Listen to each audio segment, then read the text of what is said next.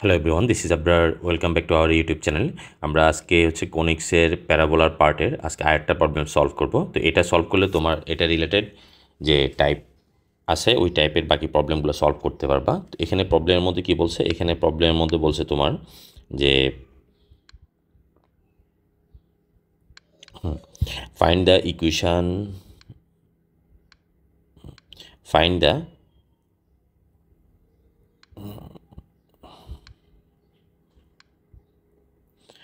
find the equation of the parabola whose focus is 7 3, মানে focus 7 3 দেওয়া আছে and vertex দেওয়া আছে।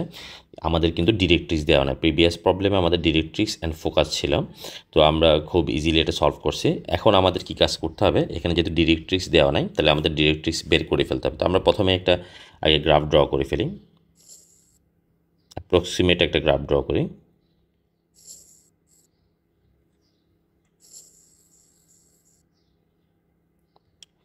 যদিও লাগে নাই, ওটা লাগানো দরকার ছিল, একটু এদিকে নিয়ে এসে। হ্যাঁ, ওকে, আমরা একটা গ্রাফ ড্র করলাম। তো প্যারাবোলার আমার ফোকাস হচ্ছে যে focus is S equal to S7 3 and ভার্টেক্সও দেওয়া আছে, ভার্টেক্স এ ইকুয়াল টু -1 3। ঠিক আছে, এখন আমার এখানে যদি আমরা একটা ডিরেক্ট্রিক্স ড্র করি,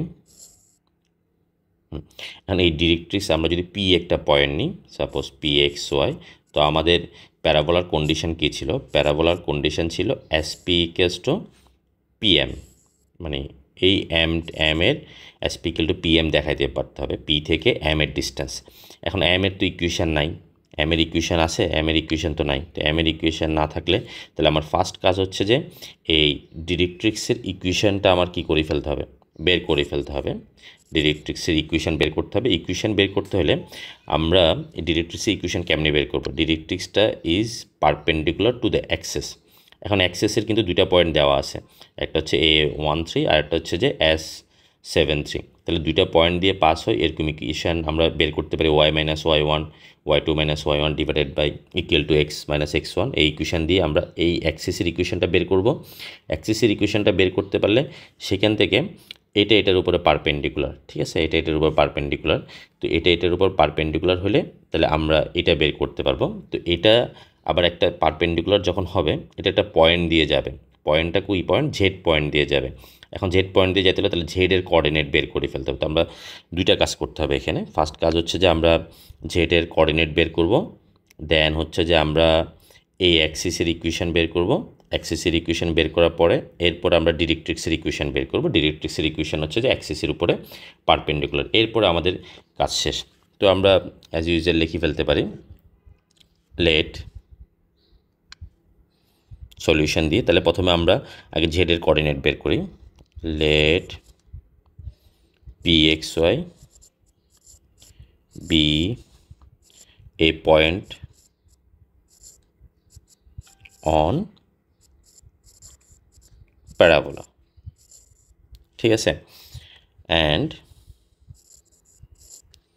the foot point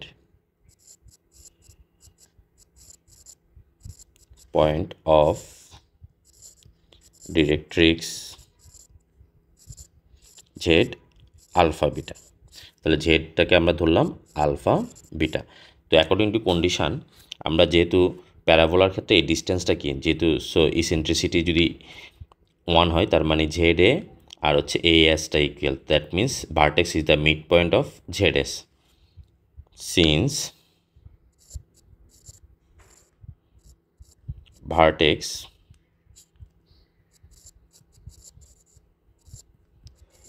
is the midpoint of ZS, so আমরা লিখে ফেলতে পারি alpha plus 7/2 equals to -1 and beta plus 3/2 equals to 3, মানে এই দুইটার মিড পয়েন্ট। তাহলে এটার মিড পয়েন্টের ফর্মুলা আমরা আগে এই কন্ডিশনে ইউজ করছি। So alpha equal to -2 -9 and beta equal to 6 - 3 equals to 6. So coordinate of Z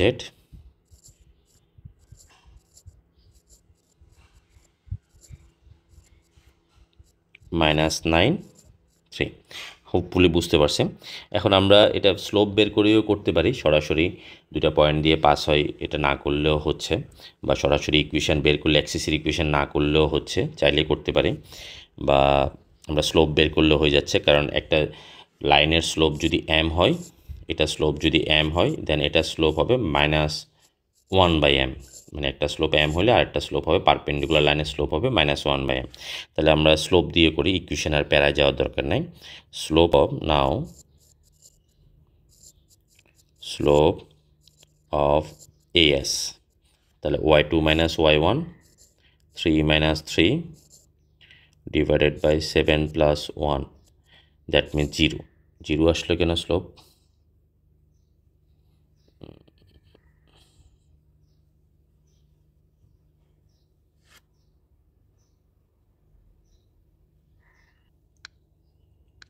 ঠিক আছে, এটা নিয়ে একটা প্যারা নেওয়ার দরকার না, 0 আসছে 1/0 করে দিব, কিন্তু মান বসাতে পারবো না কি, তাহলে আমরা লিখে ফেলি।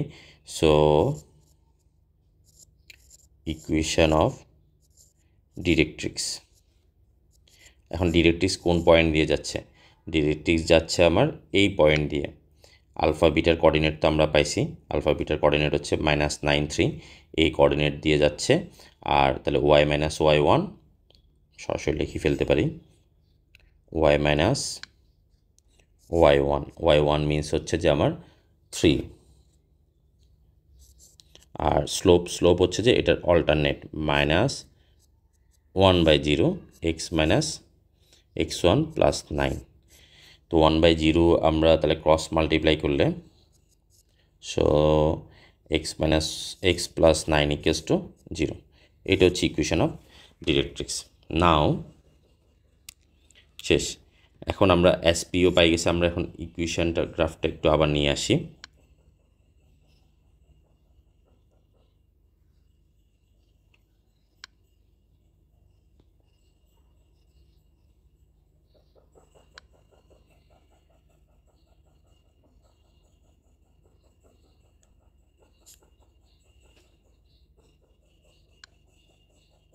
ওকে, আমরা ডিরেক্ট্রিক্সের ইকুয়েশন পেলাম কোনটা? ডিরেক্ট্রিক্সের ইকুয়েশন পেলাম x + 9। এখন আমাদের কাজ শেষ।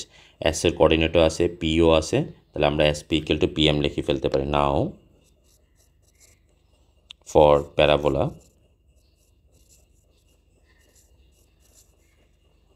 sp = pm, sp = pm², then x - 7², এরপরে অ্যালজাব্রিক ক্যালকুলেশন। এখানে লজিকটা বোঝাটা হচ্ছে যে ইম্পর্টেন্ট ছিল আর কি। তাহলে পি পয়েন্ট থেকে এই লাইনটা হচ্ছে x + 9 = 0। So x + 9 whole square লিখে ফেলি, √1², একই আসবে, এক্সের coefficient square.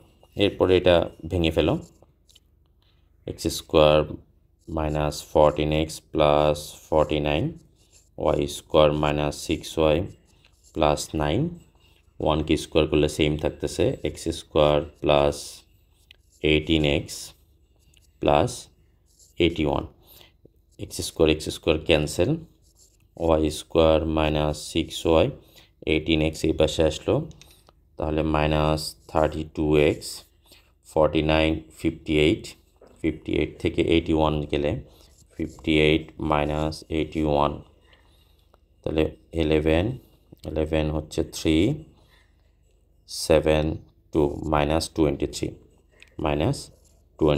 = 0। Let me check. আচ্ছা, ওইভাবে রাখছে, এই ফর্মে রাখলেও রাখবে, জেনারেল ফর্মে নিয়ে গেছে, স্ট্যান্ডার্ড ফর্মে নিয়ে গেছে, না নিলেও হবে। তাহলে use is the required answer.